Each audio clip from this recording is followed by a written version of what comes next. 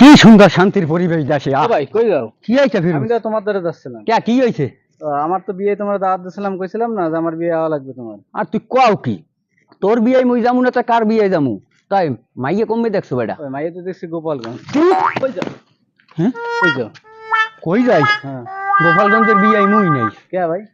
ওরে মাবুত হ্যাঁ আবার জিগাও কে? তুই দেখো নাই? দেখছো কিছু?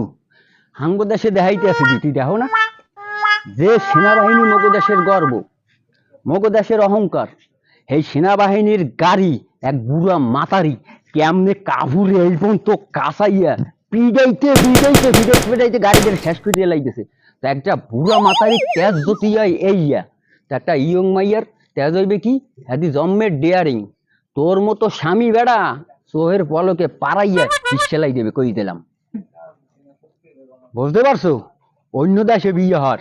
হ্যাঁ ভাই আসলে তো আপনি ঠিক কথা কইছেন।